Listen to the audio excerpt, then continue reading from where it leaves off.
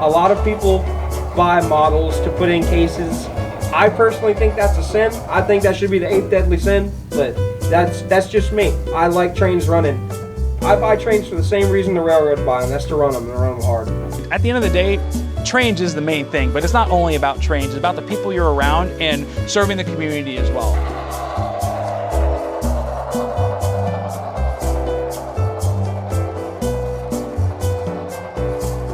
The various scales that are available for model railroaders are quite diverse in today's day and age, thanks to enhancements in manufacturing techniques and just the smaller and smaller that we can make plastics. The smallest that we have is Z scale.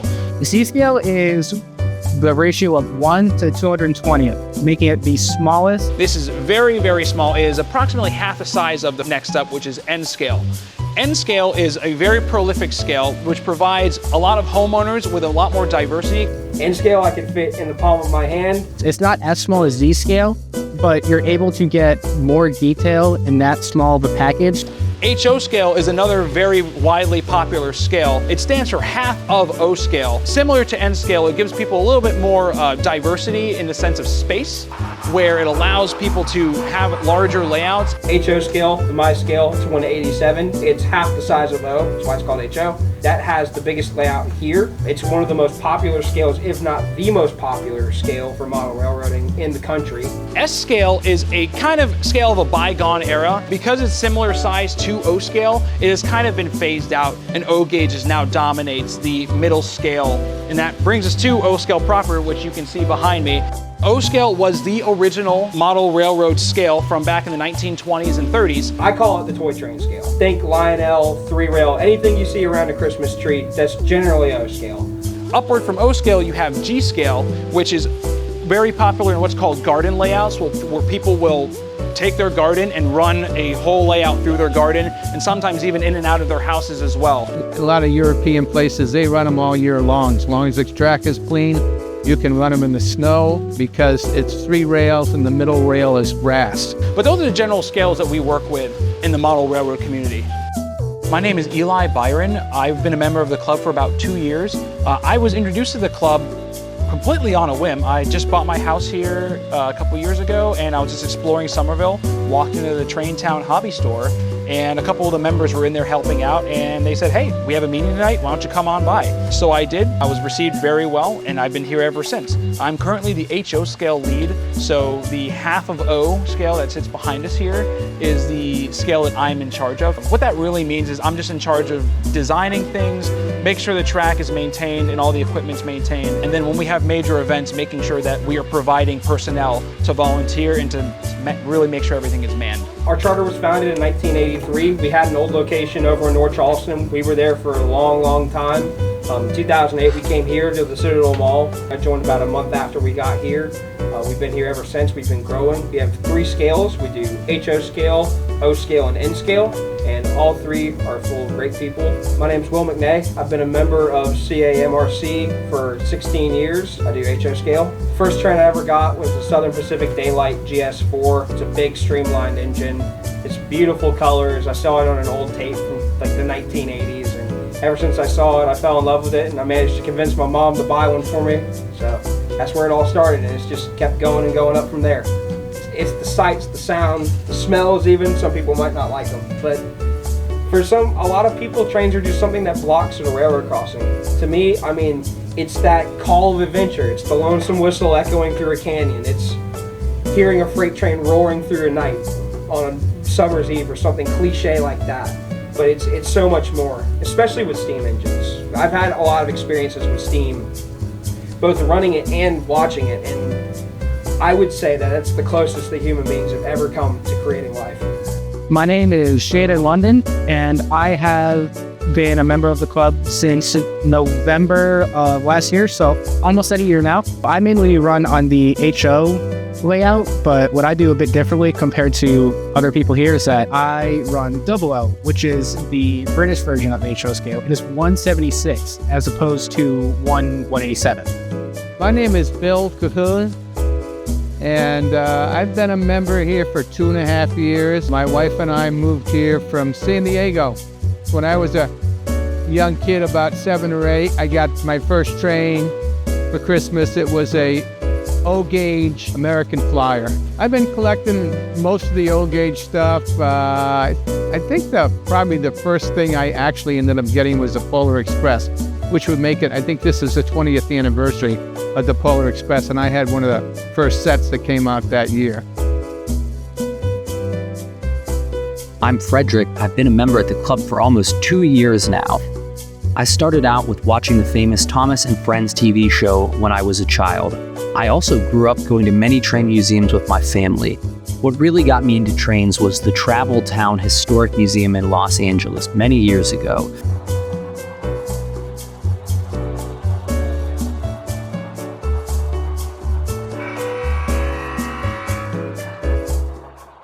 When we're open to the public, we have dozens and dozens of families that come in here. People from out of town come and check it out as well. They have questions, and being able to model some aspects of Charleston specifically really, adds some immersion to people's visits here, to not just the mall, but from out of town as well. That's the station over there?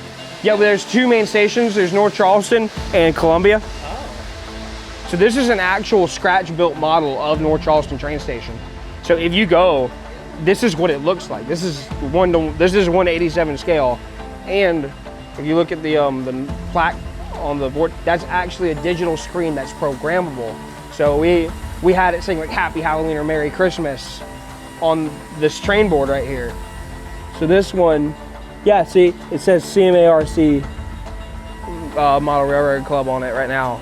If you want to take a train from Charleston, you can actually get pretty much anywhere on the East Coast of the United States. The Amtrak trains will run all the way down to Miami from here. They'll kind of cut through the East Coast of Georgia, then through Central Florida, and then we'll cut east. Orlando, Jacksonville, Miami, Fort Lauderdale, Tampa, all your big major Florida destinations are on the menu if you want to go south. If you want to go north, you got the nation's capital, Philadelphia, New York, Boston, and once you're past Washington, D.C., the rail is all electrified. So effectively high-speed rail going 120 miles an hour, zooming up the East Coast. Within a day or two, you can pretty much get anywhere on the East Coast by train. 6 Amtrak trains come through here a day. 2 of them will be the famous auto train. In other words, the train that you can drive your car onto and take from Virginia to Orlando, Florida. Those trains usually run through about between 11 o'clock and 2 o'clock in the morning. They don't stop here. They don't make any stops except for Virginia and Florida. So they're going through here at 70 miles an hour and they're gone. The 2 other trains, north and southbound, that stop here are the Silver Meteor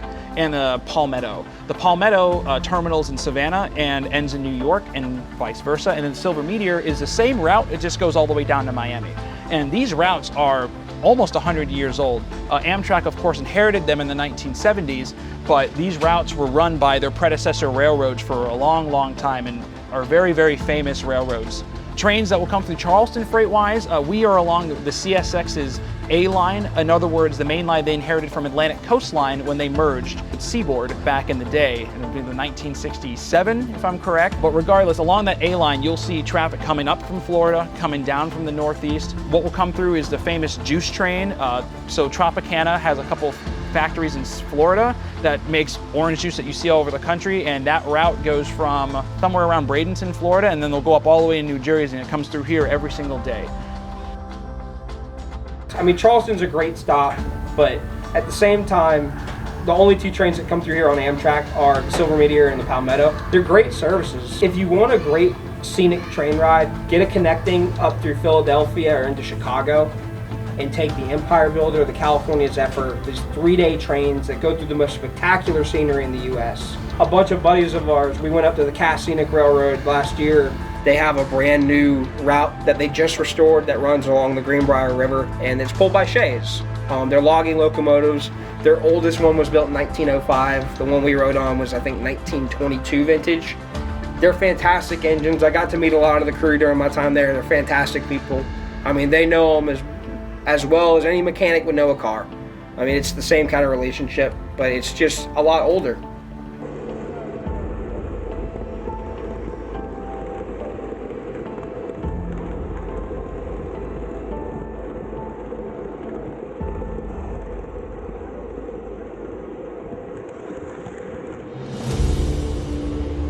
We have several members here that actually work for the railroads themselves or were retired members of the railroad. I'm a switchman over in North Charleston. I work with East Carolina Rail. I'm with A&R Bulk Pack, so I work in their little 6-track yard.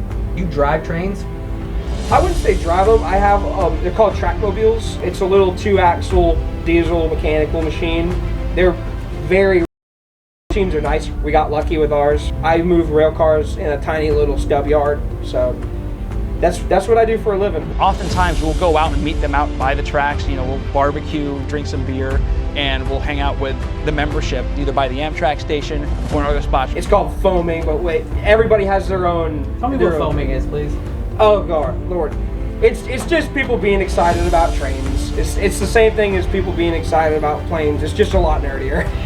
I'd say my favorite train really just comes down to where I grew up in South Florida. It happens to be sitting right here in front of us. The Tri-Rail GP49s have some of the most beautiful horns I've ever heard in my life. And as a kid, listening to those go by is really what kind of got me into trains in the first place, but I never really got into the hobby until COVID about 20 years later. The Lion of Judah of all trains would be the Union Pacific Big Boy, by far.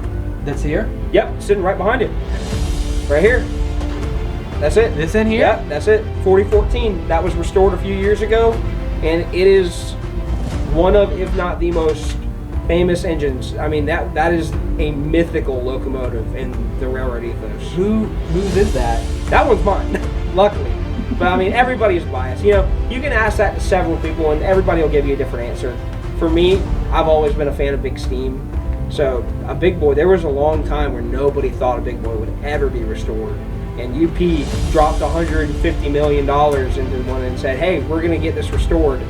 And they did it, and it's fantastic. I have yet to see it run in person. I'd say for any collector, for the GOAT set, anything pre-war Lionel, pre-World War II Lionel. They have a 464 model off after a New York Central engine. It's called Hudson. It was called the 700E. It came out in 1939. And one sold at auction a few years ago for $250,000. Not a train set, just the engine, no track, not even a transformer, just the engine and the tender. It's so valuable and so sought after that some guy paid $250,000 for it. America was built by the railroads, and it's so important that we keep that going, and especially that love for steam engines that people get drawn to in movies like the Polar Express or even Thomas, that gets kids into it. And they want to learn more, and they come and experience these machines, and they just see them for what they are, and it's the incredible machines that built our country.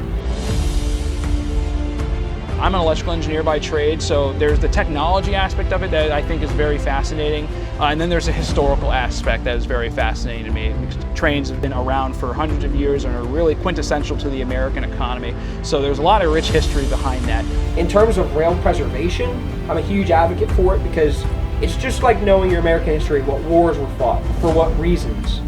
America was built by the railroads, and it's so important that we keep that going. Trains are really more about the journey than the destination. And they might not have the service that the 40s and 50s had on trains, but just the experience of rolling on steel rails across the country is just, that's what everybody loves. That's why we're all here. That's why we do what we do. That's why you see trains like these behind me.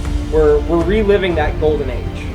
One disadvantage that American passenger rail has over European contemporaries is how we are not nationalized, and most of the lines are owned by the respective freight companies, which a lot of times will prioritize their own freight trains over the passenger trains. Comparison is the killer of joy. And if you're comparing something in America to something in Europe, where air travel is kind of a secondary priority and everybody gets around by trains, then yeah, Amtrak is going to look a lot less desirable than a lot of, say, Japan, with their bajillion mile an hour freight trains, passenger trains, and whatever they have. Bullet trains. Yeah, bullet trains. Because of the extreme lengths between stations, a lot of times Amtrak trains will unfortunately see many delays. The government is trying to remedy that by punishing the freight railroads for causing delays, but at the end of the day, it's the freight railroad's tracks, so you will be delayed by their needs. Amtrak, in my mind, has its own beauty of still maintaining the way that America was, and it still is. I mean, there are people that I know that take Amtrak just to take Amtrak, and that's their vacation. They don't go somewhere just to go somewhere. They take the train just to be on the train. And so I think Amtrak is realizing that in their marketing mix, and they're starting to appeal of, okay, we're not this hyper-speed rail carrier. We're here to show you America as it is. We're here to give you the authentic American rail experience. If you want to get involved in the hobby, if you want to learn more, just come out and do it. If you live in the Charleston area, this is a great place to get started. If you live in any other area, find your local train club, because you can meet so many different people that can show you so many different skills in all facets of the hobby. One thing I really enjoy about volunteering here is you meet a very wide variety of people. And as a 501c, we're all volunteers, and we'll put on events for Halloween, Christmas, and then we'll do a train show every year as well to kind of bring the community together and give us some more exposure. And again, a lot of times when people come in here, they're trying to get into the hobby, they have young children. Oftentimes, I'll just send them home with some basic stuff to start out with, because we're not going to use it. Because we do get a lot of donations as a 501c, that's stuff that we're just not going to use. So might as well pass that on to somebody else so they can get their kids started, just like I was when I was a kid.